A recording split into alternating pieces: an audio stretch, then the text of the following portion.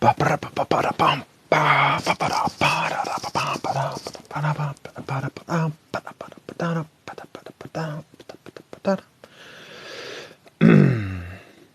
yeah.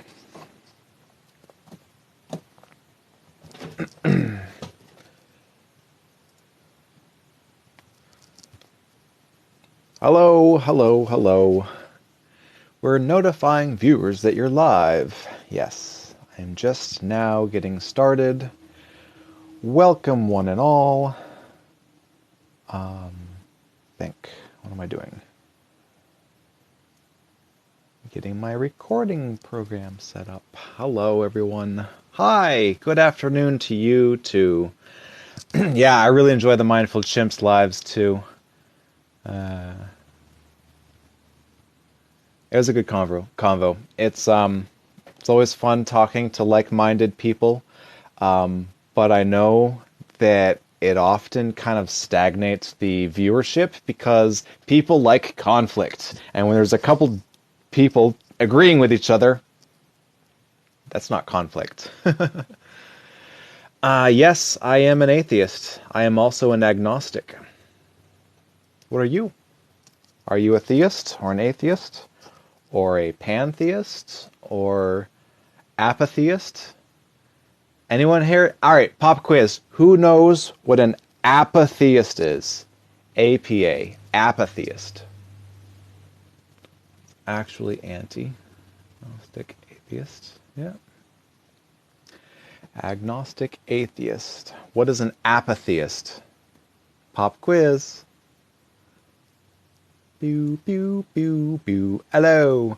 An apatheist. All right, time is up. Apatheist is someone who doesn't care. Like they're apathetic. They don't care. There's no difference. It doesn't matter in any way. I don't care. I'm an apatheist. But I'm not. I care. I think the answer matters. Don't you? I think it matters. I think religions are making truth claims about the world. And there are two types of claims. Claims that are true and claims that are not true. So, if you're making a truth claim about the world, like God exists, and he cares about what you do in the bedroom, or what you think about your neighbor's wife, do you covet thy neighbor's wife? See, I think a much better commandment, if we can only have 10, I mean, we could make it 11, right? But if we can only have 10, I would replace that silly one with, thou shalt not own people as property. That's just me. I hope you agree. Ryan Reynolds is good. Still trying to identify yourself? That's fine. Take your time. There's no rush. More likes attract more viewers. Yes, that's TikTok reminding me to remind you. Deppy the screen, please, please. And we get more viewers. It's not a me thing. I don't... If only one of you like what I do, that's all I need. But the viewers and the numbers and the viewers and the algorithm. The algorithm. We all pray to the algorithm god. Not silly. Tell them to read Psalms. I don't tell anyone to read anything. Except books. Read good books. Read physics books. I like that.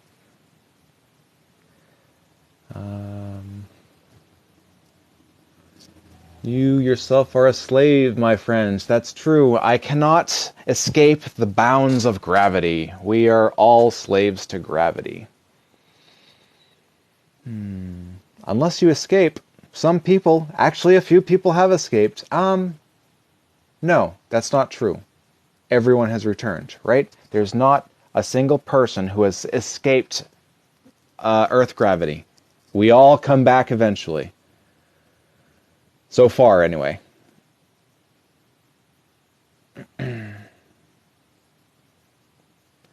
Tell them to... I'm not telling anyone to read from the Bible. No matter how much it supports my case. I wouldn't tell them to. If anything, read about Buddhism. Read about the importance of enlightenment, self-enlightenment, self-reflection. Read about meditation. I think it's beautiful. I think it's useful. I think it's. I think it has use. I think it's a good thing. We have. Be my guest. Put your beliefs to the test. Buddha is. Hi, Hello. How are you today? What's on your mind? I'm doing well. Hey, I just have to say that you're one of the feeds that's motivated me to like get followers and actually get on and be able to engage. So, do you have a topic? Yeah. Do I have a topic? No, not right now. I've got 1 hour, T minus 60 minutes before I need to log off, so I'm just here to say hi. Oh, I okay. might. Yeah, do you have a topic? Well, I went on. I'm just new to this, very new to this. I went on with the basic question, "What is self-defense?" and Hmm. and that's that. And so your mind already starts working, doesn't it? Yeah. What is self-defense? I actually trained in Muay Taekwondo Okay. when I was young, and I got my first black belt when I was 16. Then I did judo, jujitsu, a little bit of ninjutsu, and then I couldn't really afford classes anymore when I was in college. Well, second year of college. Hello, Hi. camera active, Yeah. Unveiled. unveiled. Are you wearing pants? Never mind, I don't need to know. I am. And so from the previous broadcast, I know you don't sometimes. You revealed that about yourself. I am, I I must am not. today. They are plaid. Nice. What is self-defense? I think everyone has a certain amount of unable. I know this is kind of an oxymoron. A certain level of unalienable bodily rights to a bodily autonomy.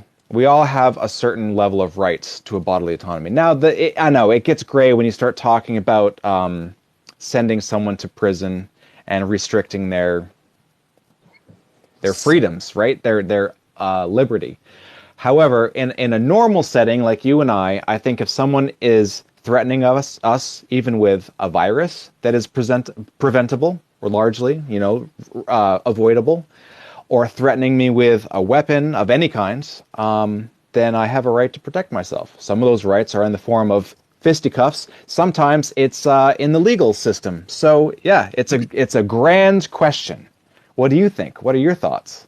So I asked the question, and it was a sovereign answered the question, and A I'm sovereign. a sovereign. So well, sovereign is subject to sovereign.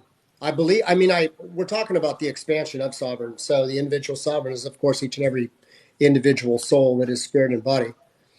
But so self defense is to suggest that there is a form of protection, or we're allowed to protect ourselves because to suggest a defense um, is that you would have need to defend yourself. In a perfect world, you wouldn't probably need to, right? Like where no one was attacking anyone or whatever. But that's just Yeah, one, but right, perfection doesn't exist in the human experience. right? So, but this person said, "Well, hey," and I was basically just saying, "Hey, like self defense. Everyone has the right to self defense.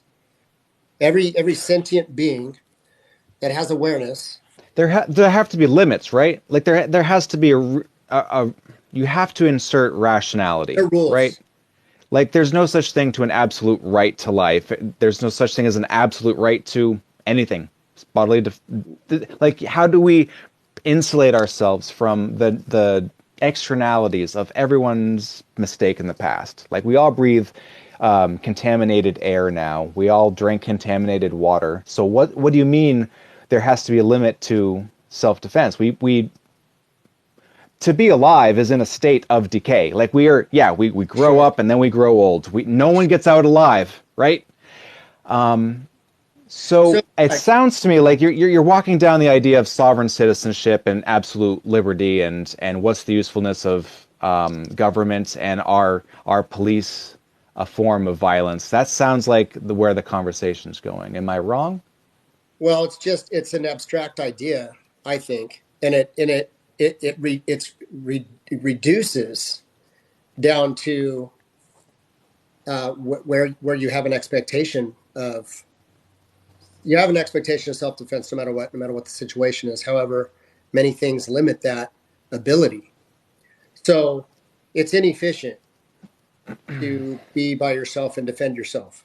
So we live in these systems that provide a level of defense and arguably a level of stability that people enjoy every day, whether they want to recognize it or not.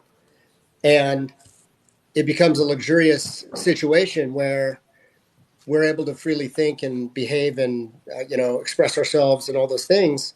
And then we start to get that idea in the back of our head that, yeah, we don't need these things. We don't need those protective arms or measures. And then they go away, and then we see what the natural order actually produces. Okay. But And but getting back to the original person that said that, hey, we're sovereign and we shouldn't be subject to everyone. We have ultimate freedom. I mean, we arguably we do. However, because I don't there's think what does ultimate mean? What do you mean by ultimate? ultimately you can do whatever you want. Now there are consequences because the game board that you're on, life, well, depending where you are, there are rules that typically get set in order. Um, there's generally a system of protection has rules of the game. There are penalties, correctional measures, prohibitions that deal with conduct that's unjustified or how do I put it, inexcusable. And if people violate those understandings or those things that the people have agreed upon, then there's consequence. Yeah. So for somebody to say that, hey, I'm free, I can do whatever I want. I mean, while that's true, the people around you that you live among have decided that there are limits. And so it becomes it's kind of ultimately we're subject to each other. It's just the way it is. Do you like are you walking us towards a goal? Do you have a point or a suggestion or a question, or are you just No, talking about? no, the design is just there's no form to it. The question Oh, is design of that okay. question is to basically expand. It's not there's no ultimate conclusion that I'm trying to uh, you know corral anyone toward or anything like that to answer Okay. that. It's just what is Okay. self defense. Cool. Thanks for coming on. Come Appreciate you. again later. All right. Bye bye. Later. All right, Jacob. I'll give you a few minutes. Usually I argue what's reasonable. Okay, Hello. okay, I have to say some stuff. I have to say some stuff because I am a huge Ace Attorney fan, and I was really hoping to hop on this topic, like of self-defense.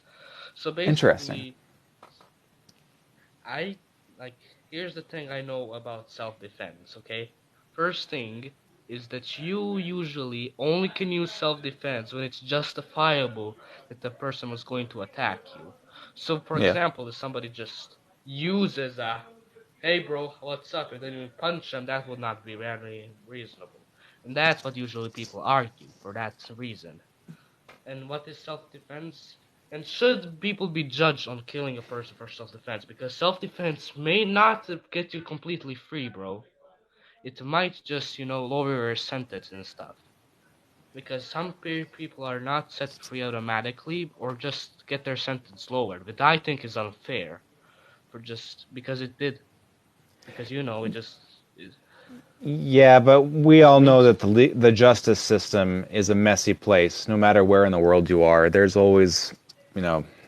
But oh I think no I to me the question of self defense is bigger than just physical altercations. You know, we should have a certain level, a reasonable level, to the protection from harm, bodily harm. Right? It all comes down to what makes our life better or worse. And yeah, if we start talking about free will and the liberty to, swing your arms as much as you want until it reaches someone else's nose, then yeah.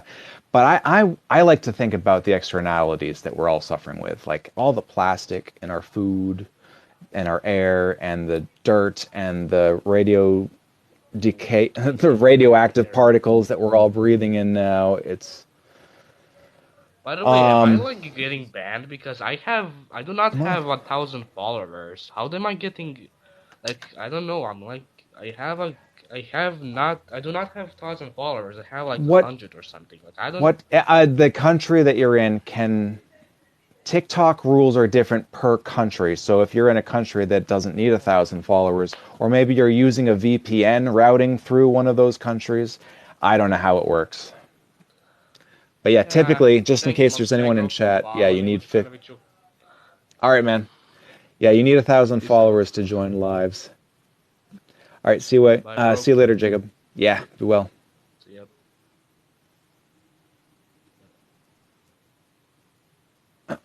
There's Chelsea again. Hello, my Hello. friend. How are ya? Oh, just fabulous. Chilling. Just chilling. Anything on your mind you want to talk about? So many things. What did you do today? Is there anything distinct that is jumping out into your mind that you want to talk about? No, I did a bunch of chores. Spent some time with my dad. Did some food shopping, laundry. I needed a new battery for the truck. It didn't start for the first time since I bought the battery. So I got it started, bought a new battery. $230 later, here we are. Ew. Yeah, nothing is affordable anymore. I think you're gonna have to start cranking out more of those art pieces of yours. Yeah, I need to get in the shop for real.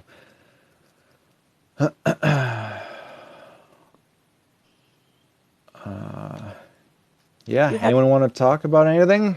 Come you on has in. you has no background. I know, I was just being distracted.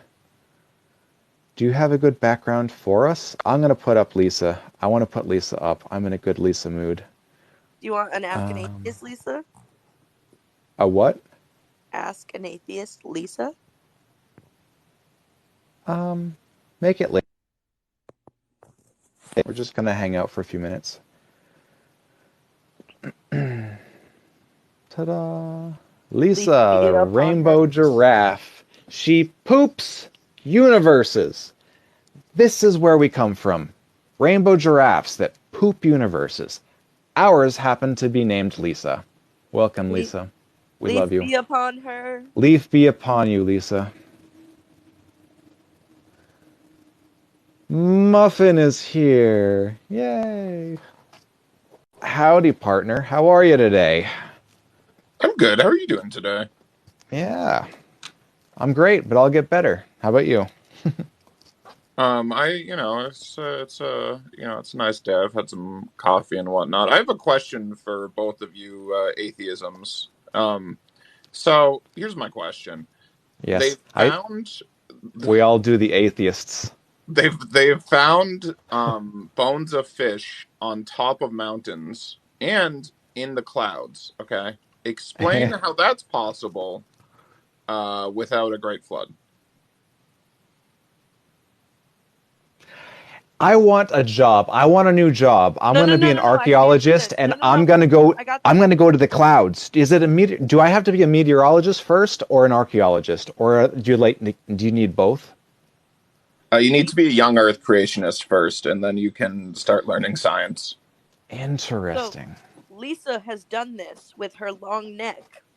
She takes the fish, and then as they die, she places them in the clouds. Okay, That's that's a good beautiful. point, actually. Clearly. Oh, wait, I have That's another beautiful. question. So, Yeah.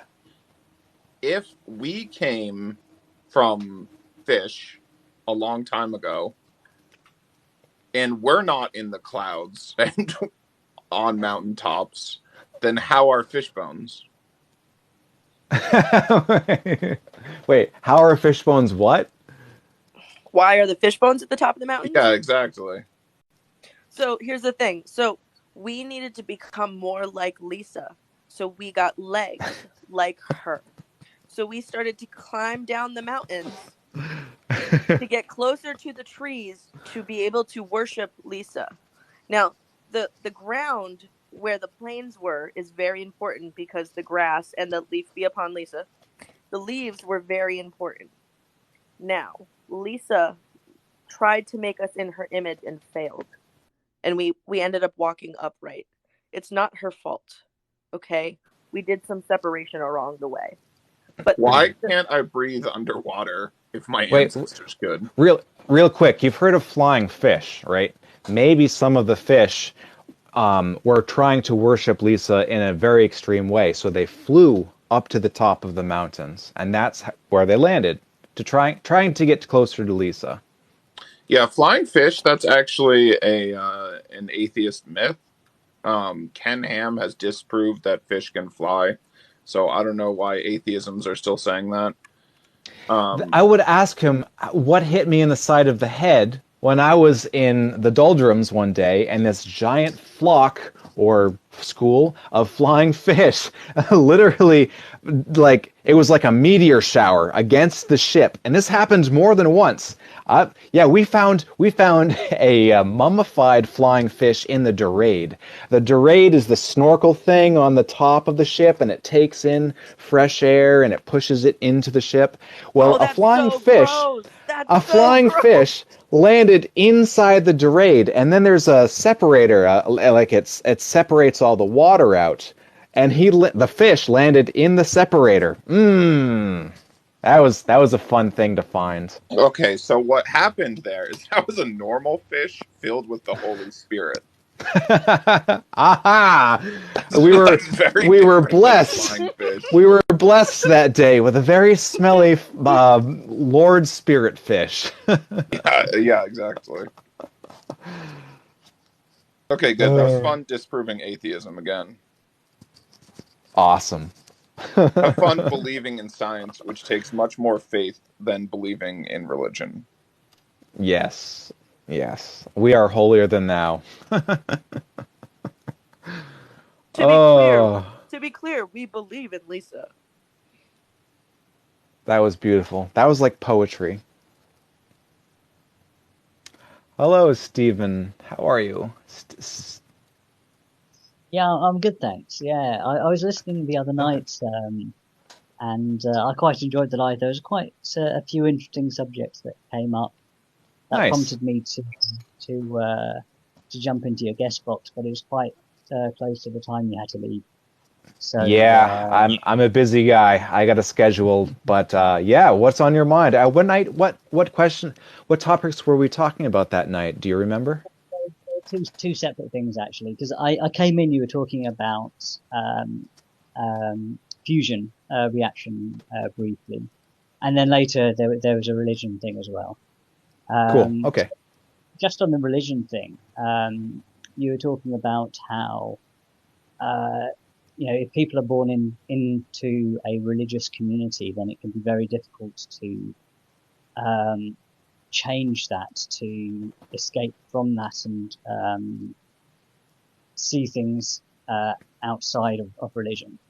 And there's one thing that really struck a chord with me, which was the ability for your thoughts not to be kind of how do you put it? Have the guilt, have the freedom of thought without the guilt that religion would provide. Do you remember talking about that? I'm not sure I remember exactly. Yeah, I'm sorry. Can you say that sentence again, real quick, for me, please? So without religion, you have a freedom in your thinking, an unbounded freedom in your thinking. Whereas if you are part of a religion, then there can be like guilt associated with some of your thoughts, like you have to toe the line. You have to go along with the teachings of the religion. If you go against it, then it'll be frowned right. upon. Yep. And it never struck me before that there is a liberty to not being bound by the doctrine of religion in your thinking. So I come from a Roman Catholic upbringing. My mother was Irish. And I went to a religious primary school and junior school and went through confirmation and things like that. But from a very early age, I was questioning the underlying philosophy behind the religious teachings that were being given to me. And the turning point for me was going through the Ten Commandments.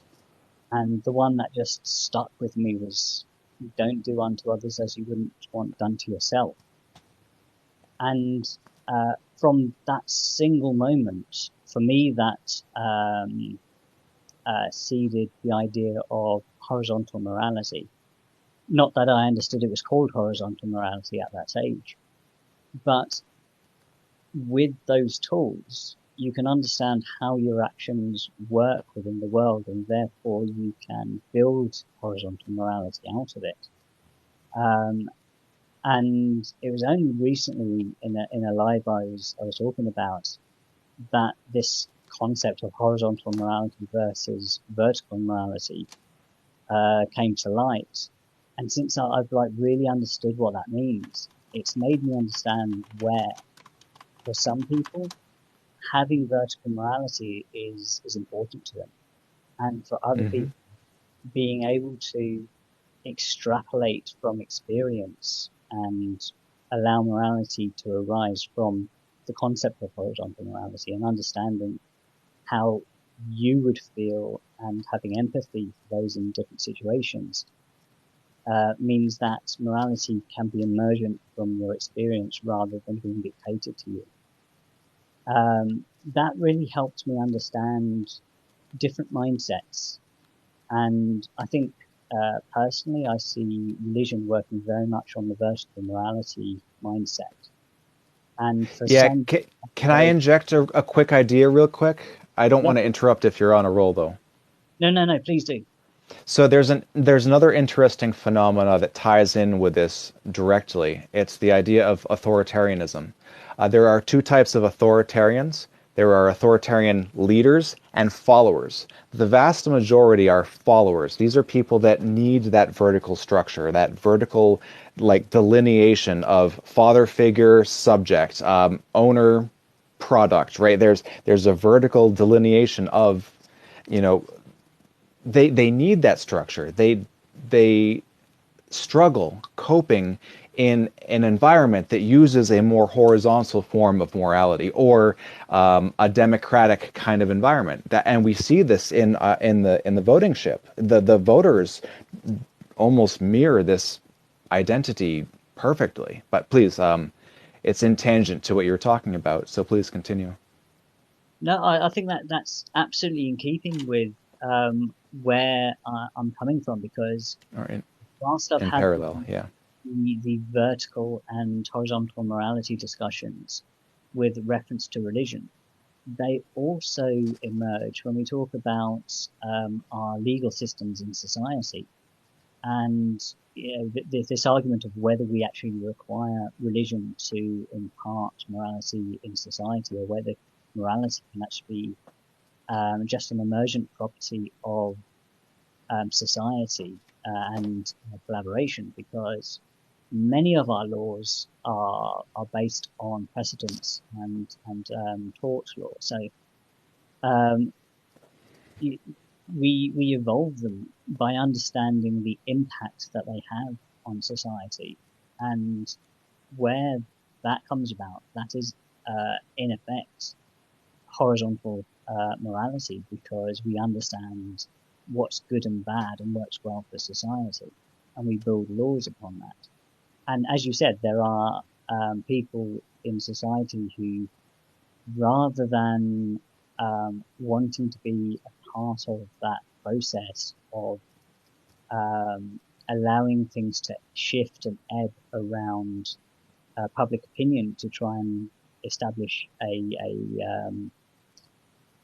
set of rules by which everyone can live in harmony, they prefer to have it dictated down to them from an authoritarian figure. So I question whether there is a divide there between people who have a mindset that is more prone to living with a religious mindset, and therefore, in my mind, kind of asking to have a vertical morality in their life, to those who don't need an authoritarian figure and would rather everything be arbitrated. And would rather, what was that last word? Arbitrated. So using arbitration to understand what is right and wrong within society. Yeah. There's actually a lot of study into this, and one of the leading causes of the difference between people who are authoritarian followers and people who want to promote a more democratic form of society, it has a lot to do with how the brain is physically shaped, and we can measure this. We can see it now.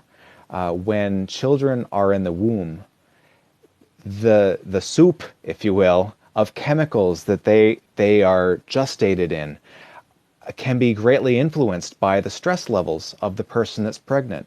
If that person is stressed out, constantly anxious, hungry, struggling, starving, not doing well, there's a very high chance that that baby will have a different brain structure than someone who grew up in comfort and ease and a low stress level, low toxicity levels, good healthy environments, healthy food, good attitudes, a loving community.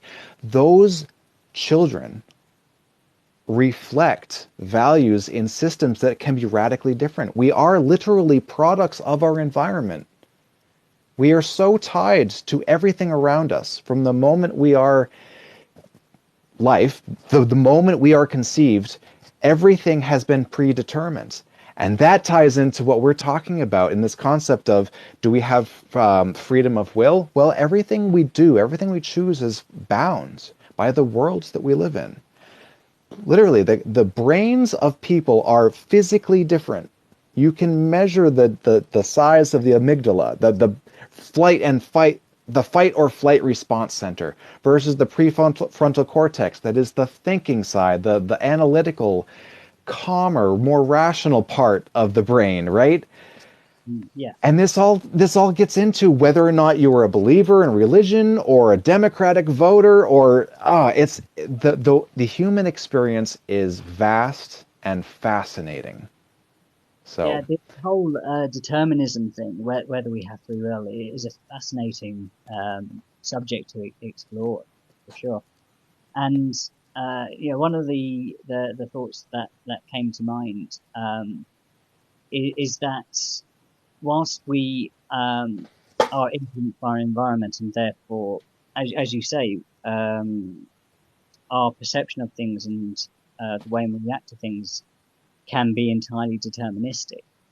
One of the big distinctions that I've always found is that there are people who are generally well-educated, well-traveled, have experienced many different cultures, who have a very open mind and find it much easier to put themselves in place of another person because they understand that the body of knowledge that they don't know is vast.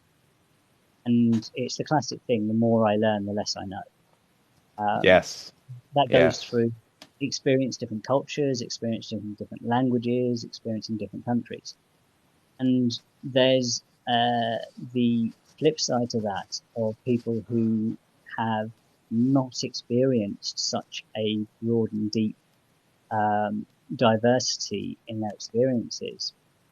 And now I don't know whether this is linked to IQ, but the ability to understand that someone is different and is experiencing their reality in a different way and expressing their core values in a different way.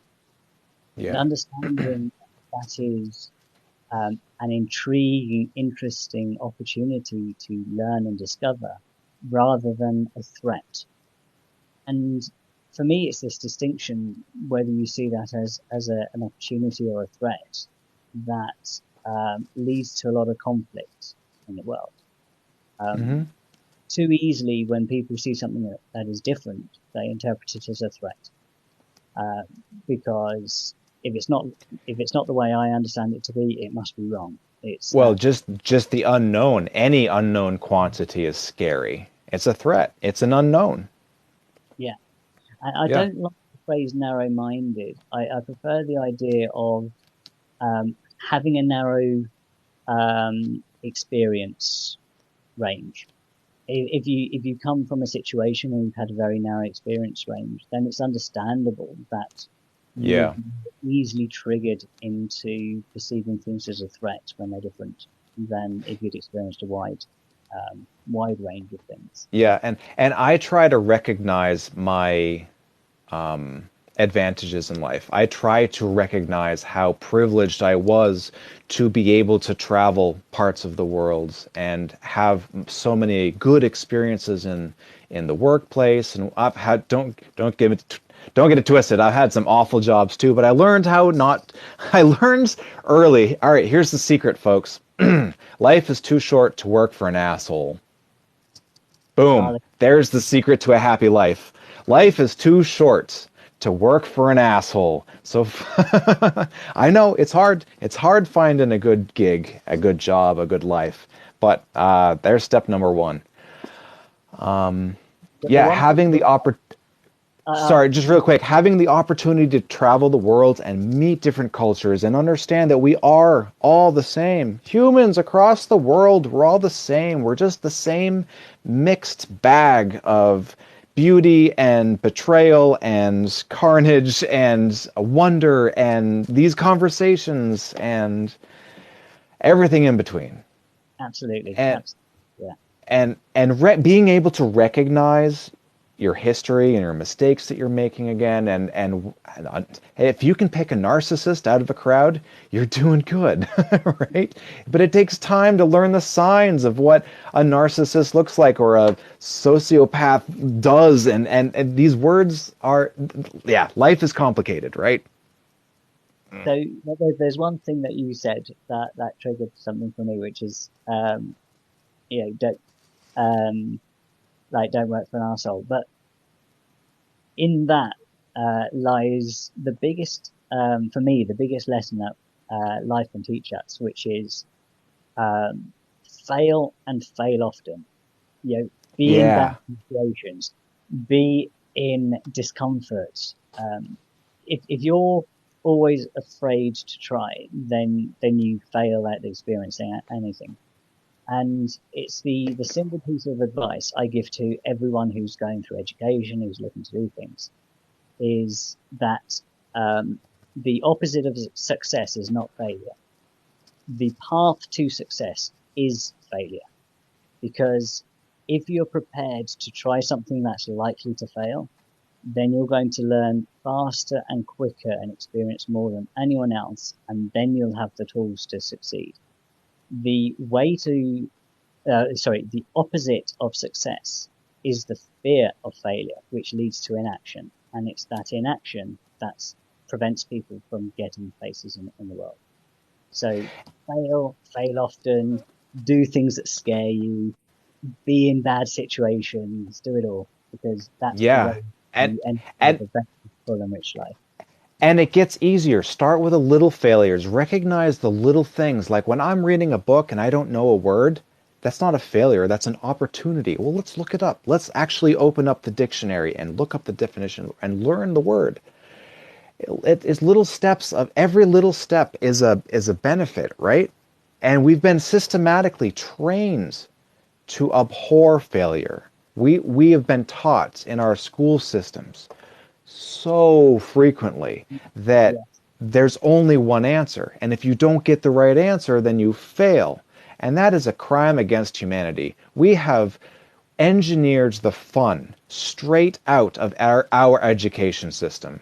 And it's just another in a long list of crimes against humanity. Education. I work in engineering, research and development. So my job involves me trying things and screwing up on a regular basis because that's how I discover what works. And there was please go look up The Moving Mud Hole. It will baffle you. That sounds interesting. So I read this book And it said there's a really interesting thing about the use of the word failure in modern language. It used to be that if someone was working on something and it failed, they would say, "You've made a failure of that." But in modern language, we say, "You failed at that." And the author makes a very interesting perception on this of when did we go from writing off the project to writing off the person? And it's such a small change, but the impact of it's profound. Because if you tell someone they've failed, then you're saying that they're going to fail at everything, that you're writing them off as a person. Whereas if you say you've made a failure of that, it gives them the ability to go, okay, well, whilst I made a failure of that, I can still do differently. And I think the word failure needs to be reframed. We need to understand it as a really positive thing, because it teaches us so much and gives us so much, so many tools that open up opportunities for us later on in life. Yeah, well said. Amen. Amen. Ramen. So what was the mud hole?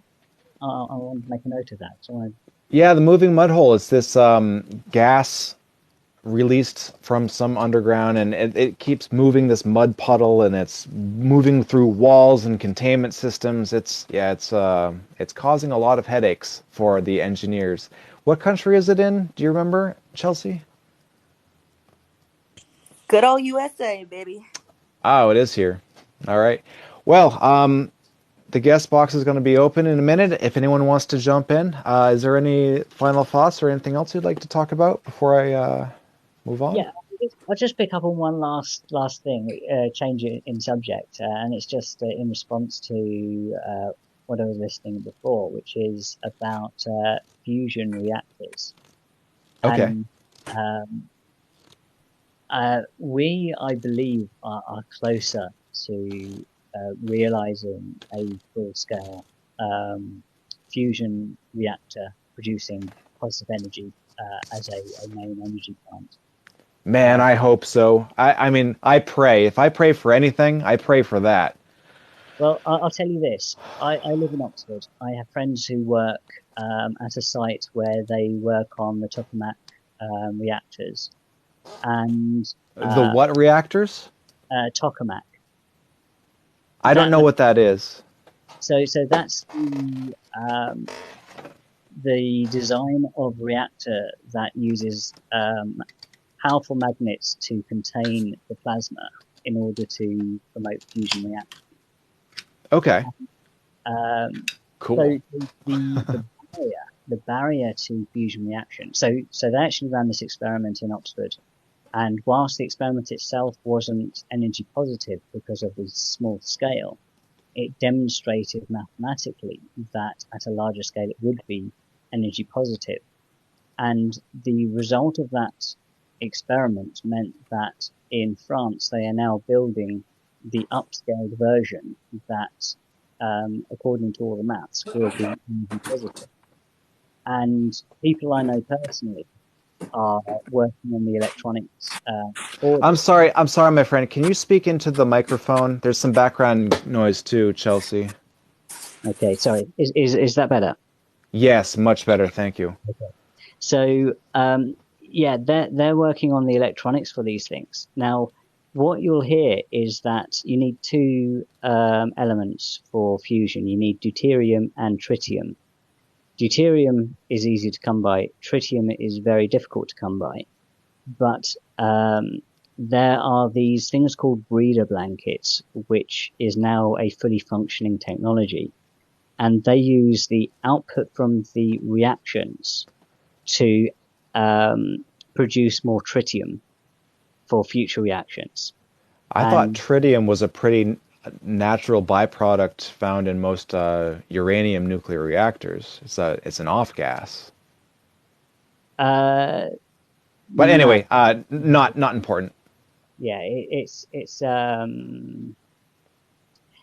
very rare form of, I can't remember which element now. I'm almost certain it's a daughter product of uranium-235. It's part of the. Remember 3 Mile Island? It was a nuclear oopsie in the 80s. They had a huge release, a burp, if you will, of tritium gas because whatever tests they were running, or they were like low power mode, and a bunch of tritium gas built up, and they had to it into the atmosphere. And all of the local and international sensing, atmospheric sensors looking for things like tritium gas, everyone started beeping, beep, beep, beep, beep. There's the reaction, and that's why 3 Mile Island became famous. It wasn't really like it almost melted down kind of accident. It was, we made a mistake, and we had to burp a bunch of tritium into the atmosphere. Yummy. Hey, you want to read a good book? I just picked up a bunch of my old books to use as props. Check this one out. Confessions of a Rogue Nuclear Regulator. Jazco. Jazko. Jazco. Yeah, scary read. Have fun. Yeah, I mean, being an engineer, I know all about nuclear reactions, but... Why do you do this to me? Every time we talk, every time. I hate you so much sometimes. I can't help it. It's part of my nature. It's how God designed me. Yeah, no, it's amazing. Damn it, Lisa! Early nuclear reactors didn't have anywhere near the amount of safeguards and regulation that is in place now. Very interesting. Hey, even the brand new ones are all subcontracted out to the lowest bidder. Well, we do live in a capitalist society. They're all subcontracted out to the guy that says, "Yeah, I can do it for this amount of money," and then you wonder what kind of corners they cut. I do wonder what the next paradigm is going to be, because I firmly believe that we are approaching the end of capitalism. All right, question for you, Mr. Engineer. Can you envision a way for a fusion reactor? Can you envision a way for a fusion reactor plant to go catastrophically wrong? Like, I understand how there's a cascade effect with nuclear fissile material. When it congeals into this mass that can never be cooled down, it just vaporizes water and all forms of coolant that we throw at it. That is a catastrophic cascade of we are effed up the A. So is there an option like that? Is there a possibility that a fusion reactor could ever get out of control like that? Or is it literally you just turn off the lights, or you end the magnetic force field or whatever, and the thing just collapses into a lower state of energy? Well, the fission reaction is really interesting because there's an excess of electron. Is it an extra electron that gets given off? No, it's an extra neutron, isn't it, that gets given off in a cascade reaction in fission reaction. And the way it's controlled is by control rods which absorb the extra. They slow down the rate of speed. You have to control it, right? That's what boron does. But I'm asking a question about fusion reactors. Can a fusion reactor get out of control in any catastrophic way, or do you know? I don't know. So I wonder. The point I'm trying to make is that a fission reactor is effectively in free fall, and we put the brakes on. That's how we do it. We get it into this state where it can go nuclear, and we put the brakes on it. If the brakes fail, then we've got a problem. But the idea is that in a catastrophic failure, you push all the control rods in, full braking. Right, and it shuts down the reaction. And yes, fusion is with the lasers. Yeah, that's what we're getting at. So fusion is with plasma, and it needs the very strong magnetic field to contain the plasma and get the materials hot enough and close enough together for the reaction to happen. As soon as that field is not strong enough, then the reaction cannot happen any further. So this was always the problem with fusion reaction, is the amount of energy you've got to put in order to get the reaction to happen in the first place. It's not self-sustaining. But once you put enough energy in and you get the reaction on a large enough scale, the energy out is greater than the amount of energy you put in order to get the reaction to occur. So at any time, if you reduce the energy going in, you reduce the ability for the reaction to occur. Right, but now let's think about like an industrial scale. When we're talking, dozens of gigawatts of energy coming out of one plant, this has to be a substantial electrical force field, right? So what happens if that force field collapses and the energy just escapes, or does it immediately like shut down? What if the lasers turn off? What if is there? So the thing is with fission reactor, there's you will always have this material waste product, and if that material waste product gets in enough volume and mass, it has a runaway cascade effect. But does fusion energy have a similar potential of catastrophic failure, or does it just explode? Like, does the whole plant just go pop? Or what? I wonder. So the energetic particles that will be flowing around the tokamak reactor in the magnetic field themselves could be dangerous, harmful if they were to escape. But the collapse of the field would mean that they would have a chance to escape the environment, but you couldn't get a runaway reaction like you can do with a fission reactor. So though the particles that are flowing around in the immediate environment, I could see how they could cause injury to the people in the local area, but it wouldn't. I can't see a mechanism that would then lead to a catastrophic explosion and subsequent release of radioactive material, which is the really bad thing that can happen from a fission reactor going right. So let's think about for a minute. Let's think about those particles that are released. We're basically creating little suns, and we know that our sun, Sol, emits a tremendous amount of ionizing and non-ionizing radiation. The solar winds, the stuff that our magnetosphere shields us from. Are we creating little suns that are just going to irradiate us from the inside of the magnetosphere, or are we able to contain that ionizing and non-ionizing radiation within the magnetic shield? I think the two situations are vastly different, because nuclear material is gamma radiation that is the problem. Alpha and beta radiation are easily blocked, but gamma radiation is dangerous. And if you've got fission material and a nuclear plant explodes, it's the dispersion cloud of that those particles carrying gamma radiation that is what leads to the fallout, which is... No, I understand all that. I'm talking just about fusion reactors. Are we creating, with the manipulation of plasma inside this magnetic shield, we are creating little fusion reactions like the sun, similar to our sun. Not the same. I understand that it's hydrogen that's being compressed into helium in our sun for the most part, right? Am I wrong on that? Or yeah, right.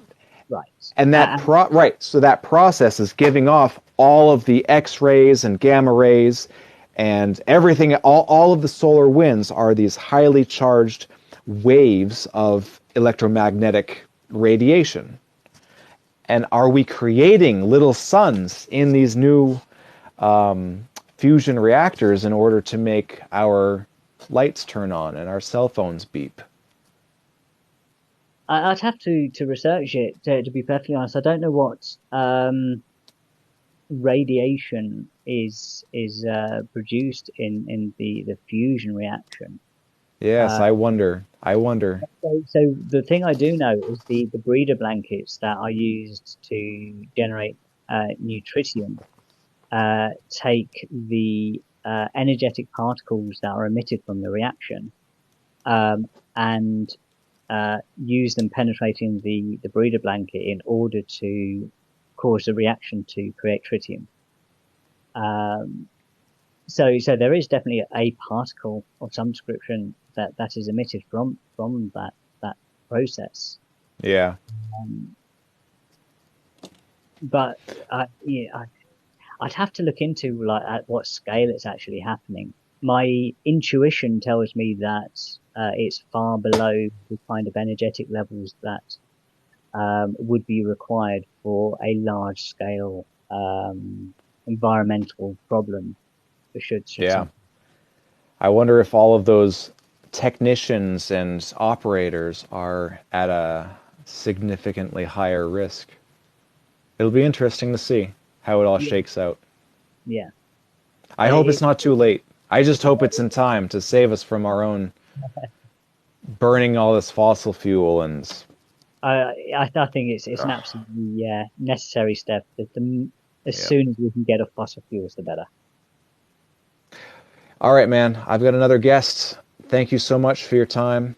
Let's do it again. It's been a very enlightening evening. I hope to chat to you. Yeah, well, you've got your homework assignment, right? Report back to us. As my little brother likes to say, at least our grandchildren will see polar bears in museums. Yeah. I hope they see them in real life.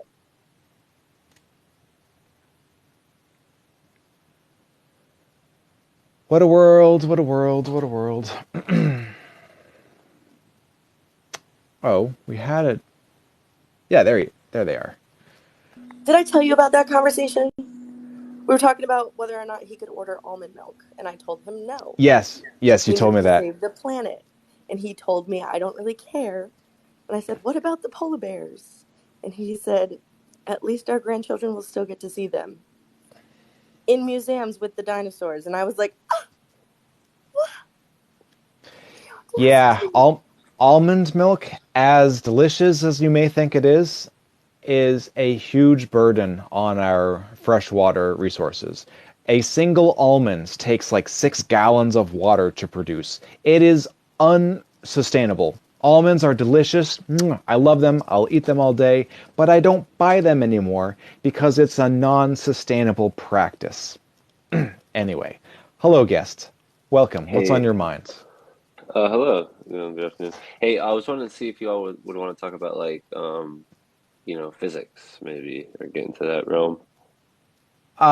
Yeah, it's always fun to me. I have about 15 minutes before I have to go. Yeah. So is there anything you want to start with? Anything on your mind that you want to highlight? Yeah, mainly like 0 point energy.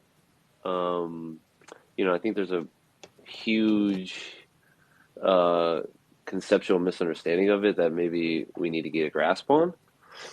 Because to me, man, like 0 point energy, I guess how we can sustain free natural energy from Earth. It almost seems like fractals to me.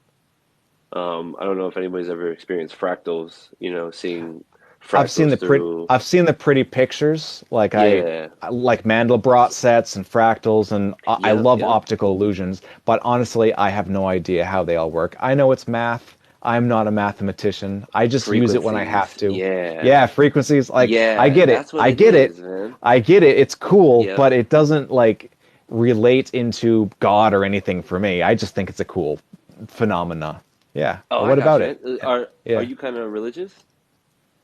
Oh, is this your first time here? Yeah. I'm so sorry, man. I'm so sorry. No, we I have just, conversations about epistemology. I am an agnostic atheist. I Okay. love I love talking to people about their conversion and deconversion stories, asking how we know things are true. So yeah, physics is way down my alley.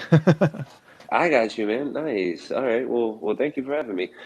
Way to hop, Like, do skip, you and jump, believe? Brian. I know. What a night. I love it.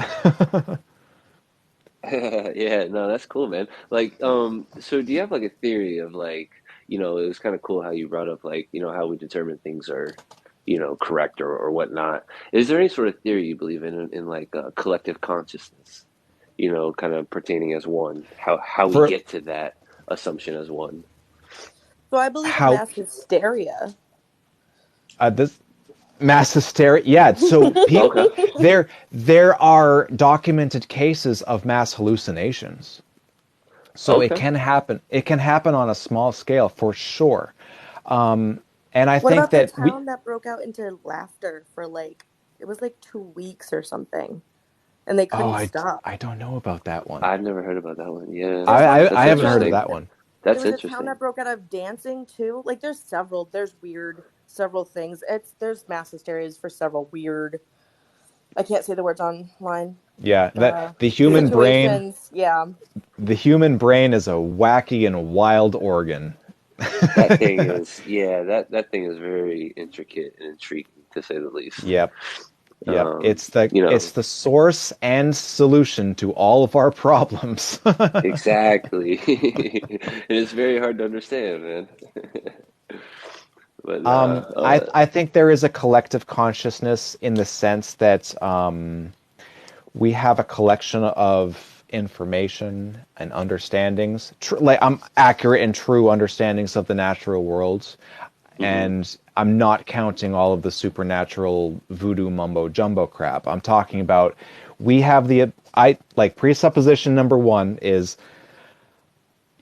the universe contains all of our reality and reality exists. Presupposition number two is that we exist in that reality and we can understand it and we can manipulate it to a limited degree.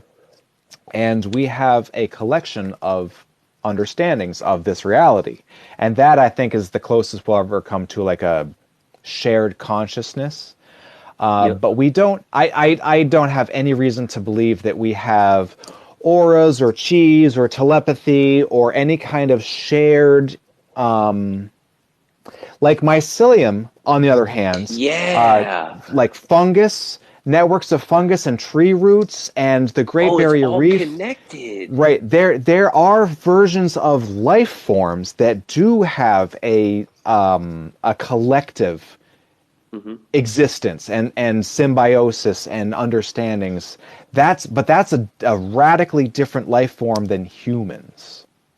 Yeah, man, and that's kind of, mycelium is very interesting in itself, the organism, but um yeah, man, that's what kind of got me into it. This whole collective, like we're kind of, symbiosis and things like that, that we're almost, connected through consciousness. But then also it takes you down a different hole, so, sort of say, when you try to Well, dive down into don't it. forget, never forget how radically different mushrooms and mycelia are from the rest of the animal kingdom. Like it's Hmm. there's so many similarities. We exist on this planet together for sure. And some people claim that DNA and human DNA is so similar, but as far as I understand, it was way back in the beginning of the evolutionary tree where mycelia just took like a radical left-hand turn, and it's its own thing, and it communicates in a different way. It's like similar to tree roots. We know that trees, forests, entire ecosystems Yeah. have a form of shared communication.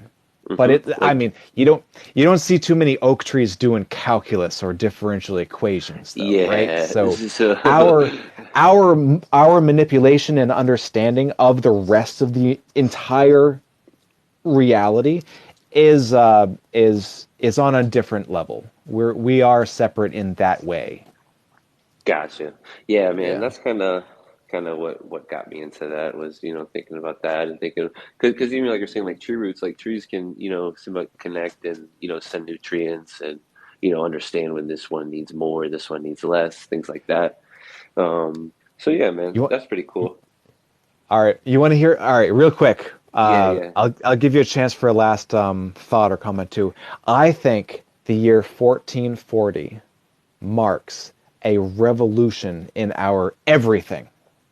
That was the year that the printing press was invented, and since then, mass media has existed. Mass media never existed before the printing press.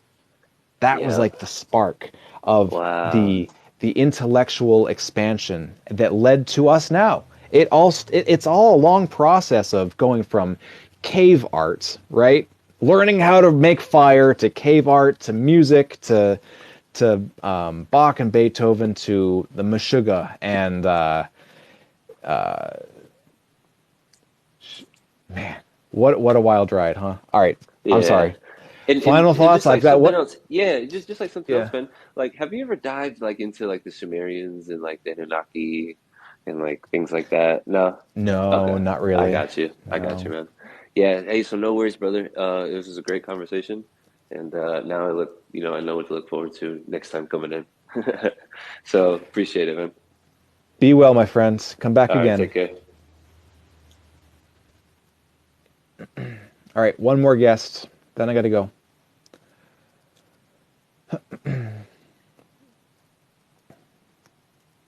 Hello. How are you? What's on your minds? Not bad yourself. It's just I figured you're leaving. I was just about to drop. Yep. 5 minutes. What you got? What's on your mind? Nothing. I was just gonna jump in with him and his 0 point energy, but Oh, okay. it's Well, okay. maybe the stars will align again another night. Have a good day and night. All right. Later. All right, last chance. 5 minutes. Anyone want to say hi? Otherwise, I am gonna go. I gotta make some supper. I put a delicious dish in the freezer like a week ago. I just pulled it out, like half of it out, and that's what we're having tonight.